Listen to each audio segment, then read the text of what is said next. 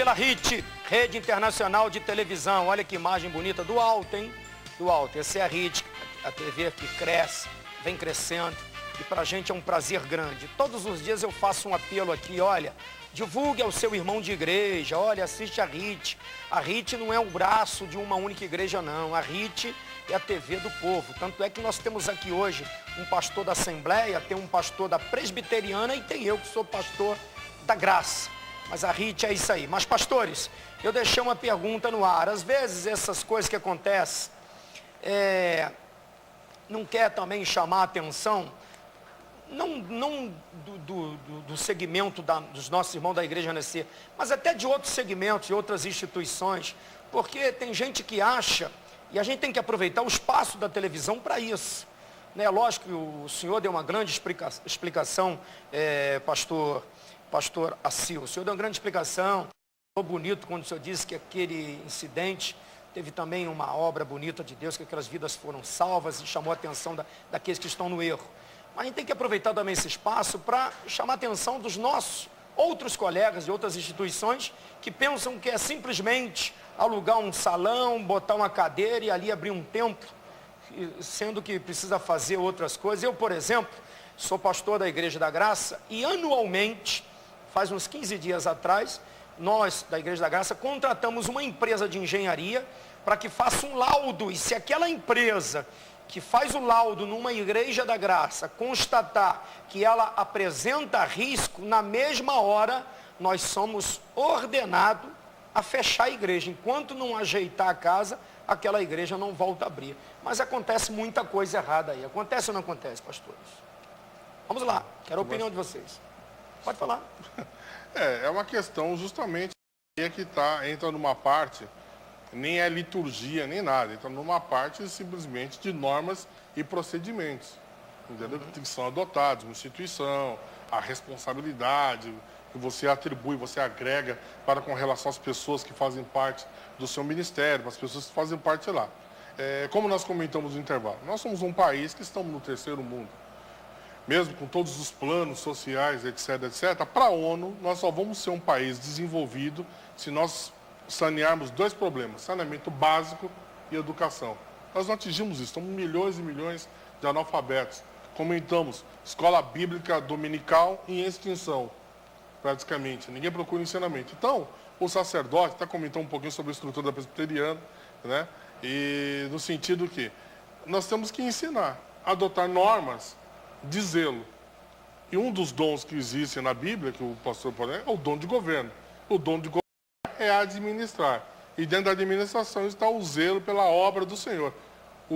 Há um versículo em Salmos que Davi, inclusive é um versículo preferido do meu pastor José Isidoro, que o consumo, a obsessão do zelo da casa do Senhor o consumia. O zelo pela casa do Senhor.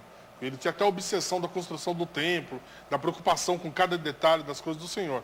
E isso, o que o senhor comentou, é o desvio do foco do zelo.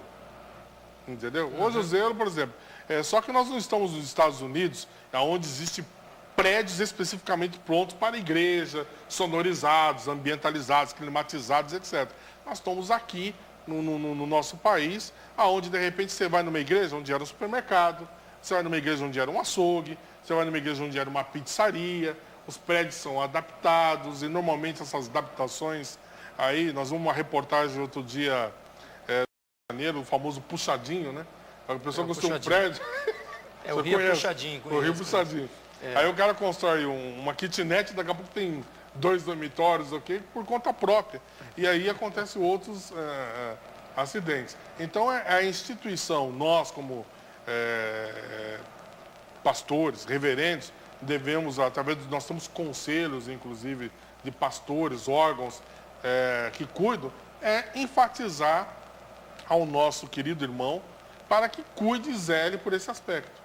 Entendeu? Às vezes seguro do prédio, segura contra incêndio, seguro contra furto, uma série de situações que faz parte da vida. Como a pessoa que possui um veículo, todo ano ela sabe que tem que pagar o IPVA, ela tem aquele compromisso. Né? O famoso leão, que não é da tribo de Judá, vai lá, vai dar aquela mordida, né? Tá chegando o dia. E aí, pastor, o que você acha disso tudo? Nós já vimos que Muito precipitado dizer que é juízo divino, né, que Deus derrubou aquele teto. Não cremos também que o diabo tenha força para derrubar um teto de uma igreja do Senhor. Claro. Então o que sobra é alguma falha humana, alguma coisa que estava mal feita ali, alguma estrutura que não estava aguentando o peso. Nós temos a palavra do pastor de que estava em dia toda a documentação, agora deve ter ocorrido algum desgaste aí depois da fiscalização, porque é a única possibilidade que sobra, não é? Não havia uma chuva nem uma ventania forte para derrubar aquele telhado. Claro. Então houve alguma questão aí de manutenção, alguma estrutura não estava bem. E de repente, reverendo Ageu, e se não queremos, mas já que nós estamos nessa oportunidade, Claro. o David dos Anjos, de repente também o Bispo G recebeu uma informação equivocada, que para ele receber um relatório equivocado, vai saber o que aconteceu. E aí certo, tá tudo certinho, tá tudo etc. Não, pode estar tudo tranquilo, está tudo em ordem. E ele está se baseando nessa informação, etc. E tem que se apurar realmente a fundo. O que nós não podemos é ser precipitados nisso e colocar Deus, entendeu, numa situação onde nós temos que ir mais e mais devagar. Você acredita que Deus ali, é lógico que Deus ali foi até misericordioso, como nós falamos aqui, porque outras vidas poderiam também ser tiradas. Não, a filha do próprio Bispo G estava lá. Estava lá, né? Estava no culto. Vários estava lá presente, cultuando a Deus, etc. Então, muito... Nós somos... Nosso país, às vezes, nós somos fadados dentro da nossa cultura a buscar uma justificação quase que imediata. Às vezes nos precipitamos. O aspecto que o senhor abordou é um aspecto muito interessante e deveria fazer parte da nossa educação eclesiástica. Entendeu? Administrar a casa do Senhor.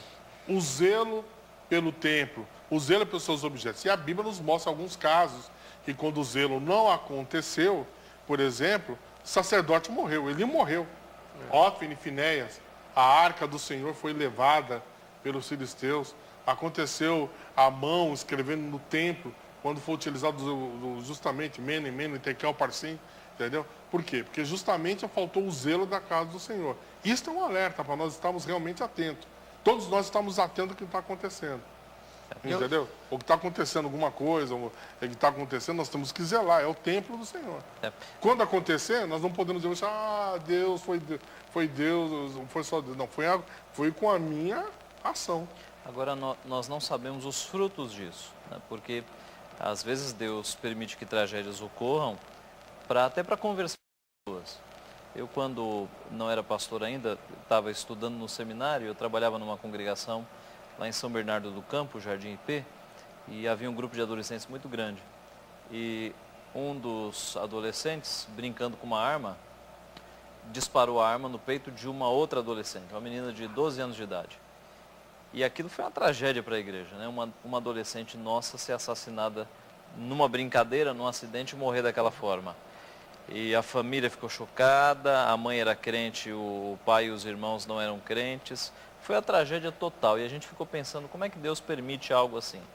O fato é que muitos adolescentes que estavam ali na igreja só por empolgação, só por causa da turma, a maioria deles decidiu entregar a vida a Cristo, batizou-se, fez profissão de fé e se firmou na igreja. Alguns tornaram-se diáconos. Quer dizer, Deus usou uma tragédia para fazer com que a conversão atingisse muitas pessoas. Então, na morte de uma pessoa, que foi uma tragédia para a família, Deus usou esse meio, né? Então, Deus tem seus meios. Mas teve também muitos parentes de vítima ali que foram revoltados. Chegou a manifestar sua indignação. Eu vi isso pela mídia. E a morte de um familiar, eu imagino para aqueles que não são crentes, a morte é algo desesperador, né? É visível a diferença do enterro de um crente e de um não crente. Sim. No enterro de um crente há consolo, há conforto, há confiança, porque as pessoas sabem que ali só está o corpo, que um dia vai ser ressuscitado, mas o espírito está com Deus. E no enterro de alguém que não tenha Cristo ainda, só sobra o desespero, porque a pessoa não tem certeza de para onde o seu ente querido foi. Então, pessoas que não têm a Cristo, de fato, ficam revoltadas com acontecimentos assim. Deixa eu ver o que o povo fala na rua, né? Vamos ver lá a opinião do povo. Na sua opinião, por que acontecem tragédias dentro das igrejas? Eu acho que ele foi assim, tipo um aviso das coisas que andam fazendo por trás, né? Porque eu acho que é uma coisa que é feita assim, certa, Deus não permite essas coisas não, com certeza. Aconteceu porque tinha que acontecer. Falta de estrutura, né? Na verdade, eu acho que Deus não permite. Deus não permite, como é que eu falo, desgraça, né? Eu acho que isso acontece por erro humano mesmo. Eu acho que é irresponsabilidade, entendeu? De fazer as coisas corretas, de sempre estar lá fazendo a vistoria, tá vendo o que está errado. Eu acho que é isso. Olha, foi o acidente do teto demolido caindo. Eu acho que foi mera coincidência, nada assim de abusos. Sou católico, tá? Mas uma religião boa que todas levam a Deus, tranquilo. É isso aí. Será que foi coincidência? Como disse ali o nosso último telespectador ali. Eu não sei, né? Mas Quer dizer, um entrevistado, né? eu creio que nada acontece por acaso. Cada ação tem uma reação. Se eu deixo de fiscalizar, houve um fator, por exemplo, como eu falo assim, isentando os líderes da igreja. Se de repente ele recebeu um relatório com uma situação contrária, com uma informação falsa, os nossos comandados. Agora, o aspecto que nós temos que notar aí é que está havendo uma investigação, e como o reverendo Jota falou, sobre a fiscalização, né? Se realmente foi feita essa fiscalização como deveria, e essa informação realmente foi passada com devida fidelidade aos dirigentes da igreja. Se foi uma fiscalização detalhada, né? Exatamente. Ou se apenas deram uma olhada, já está tudo bem. Isso tem que ser apurado de fato, porque vidas foram mortas, né? Porque nós não somos técnicos, não somos engenheiros. Exatamente. Nós vamos acreditar na opinião de uma pessoa que, teoricamente, ela tem que estar abalizada para isso. Mas a Bíblia também, agora, para satisfazer meu amigo, nós deixei porque eu sou testemunha da história do tempo que ele tinha cabelos. Conversamos sobre... É verdade. Sou testemunha quando o tempo ele tinha cabelos. O que acontece? A Bíblia fala que nada ficará em oculto. Toda língua confessará, todo joelho dobrará. Mas não cabe nós linkarmos, vamos dizer assim, a linguagem do João, linkar, né? É o tal puxão de orelha do meu pastor.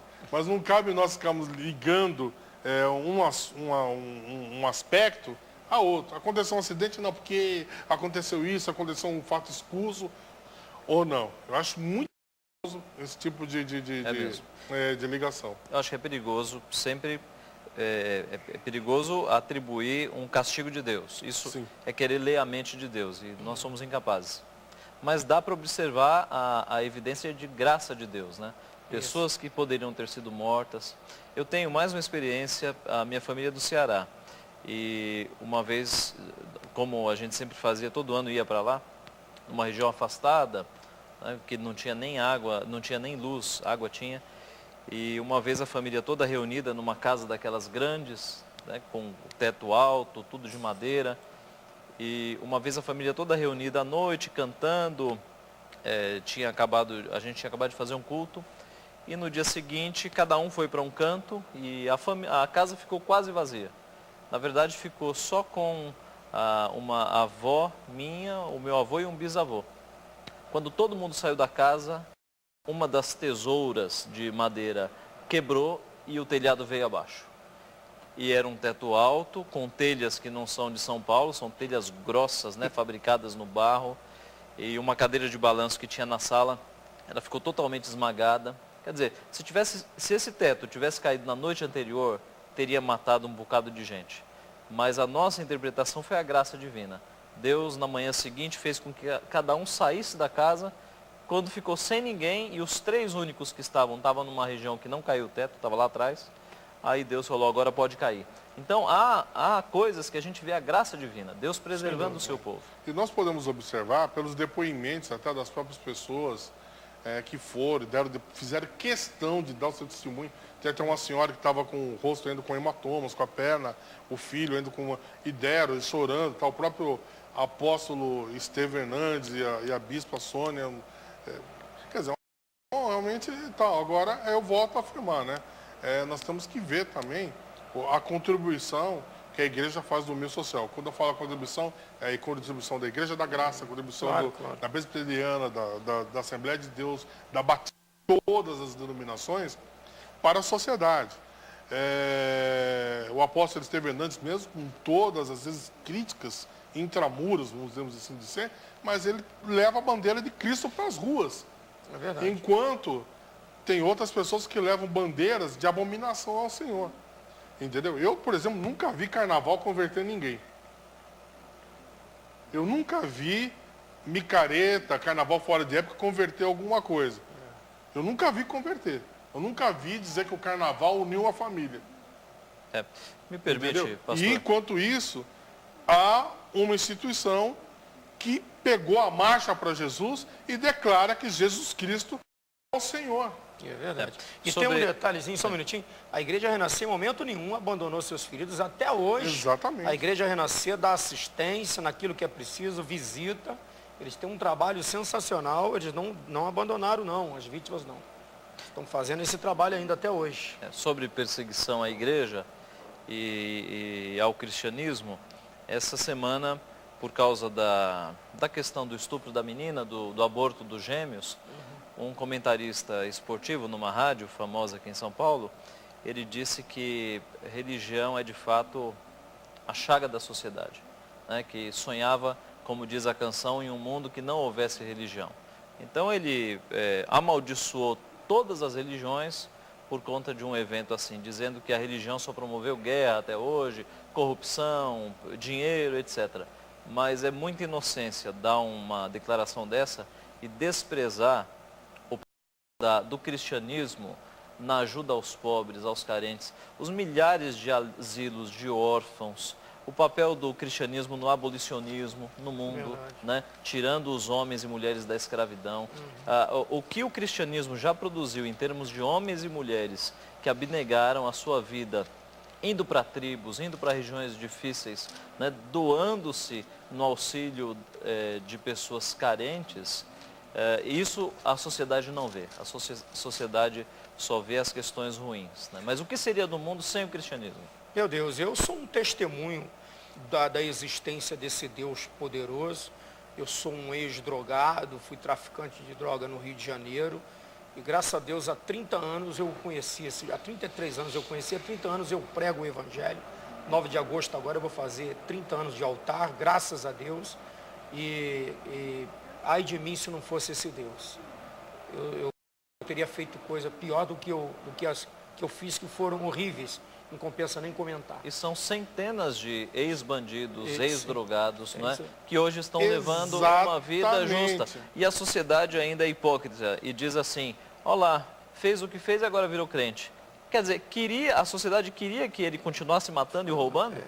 Deveria dar graças a Deus porque virou um pastor, porque virou um crente? Eu queria convidar esse comentarista esportivo a procurar, leia a Bíblia, nos procure.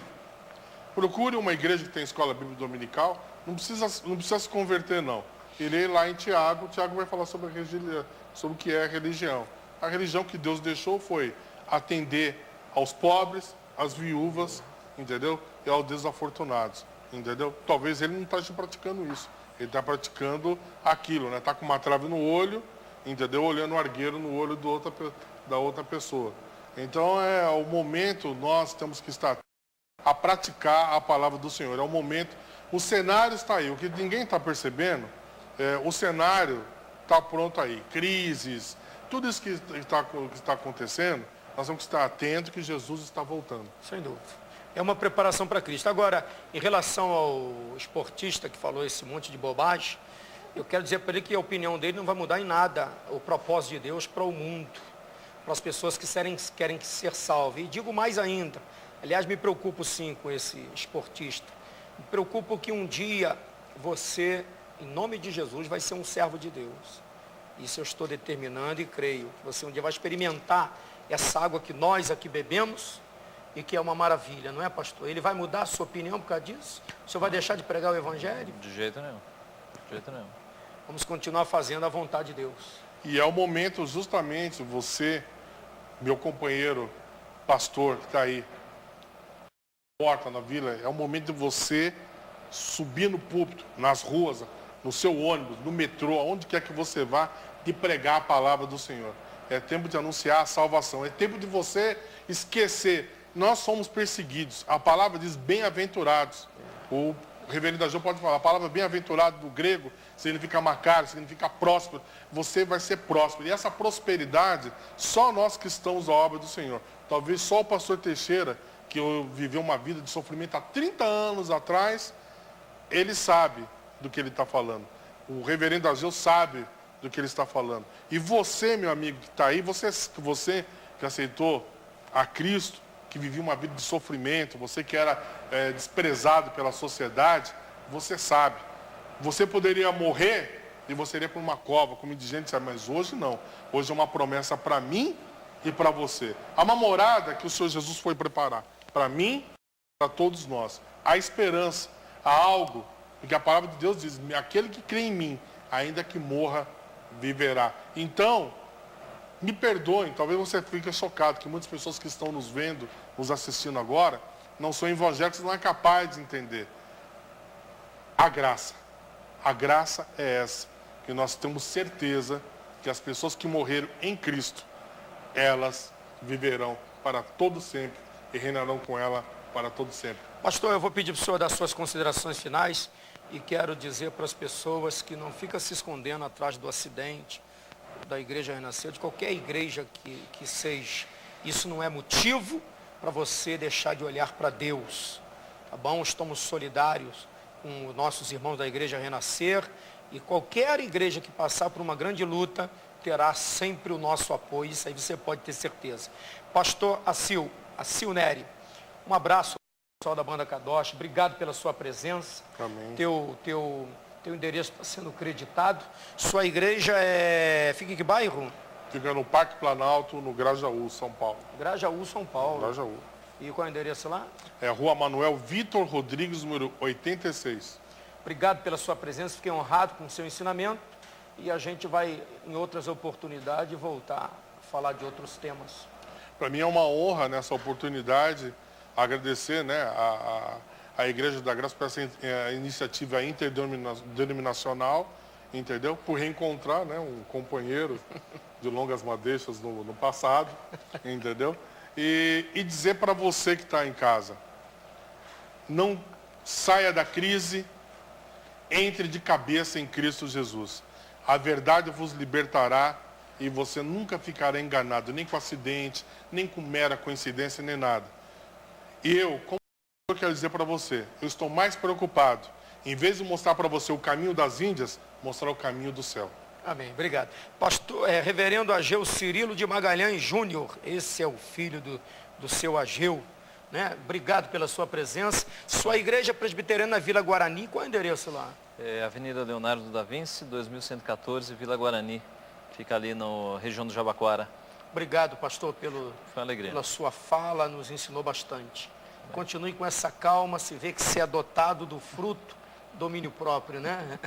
Isso é muito bom. Gente, eu quero agradecer a você, seu carinho, e quero dizer que não cai uma folha de uma árvore se Deus não permitir. Mas tem um trecho lá em Daniel, capítulo 6, quando ele é chamado para ser um dos presidentes. Ele diz um texto lá, logo no versículo 1, diz que ele foi escolhido para que o reino de Dario não sofresse dano. Nós, pastores que aqui estamos, esse é o nosso. Se mexe com a Assembleia, mexe com o reino de Deus, mexe comigo. Se mexe com a presbiteriana, mexe com o reino de Deus, mexe comigo. E esse é o nosso lema. Estamos aqui, lógico, sempre nos posicionamos do lado do que é certo, mas não vamos permitir que banalize o Evangelho de Jesus de maneira nenhuma. E esses pastores que, porventura, estão correndo risco, por favor, pastor, feche o seu tempo, arrume a sua igreja, abra com segurança, porque nós temos que dar bons testemunhos. A nossa justiça ela tem que ser maior, tem que exceder a dos homens. Segunda-feira nós vamos estar de volta. Obrigado pelo seu carinho, pela sua audiência. Anuncie, fale da RIT, fale do programa Vejam Só. Que Deus te abençoe, no nome de Jesus, para a graça, para a glória dele. Amém.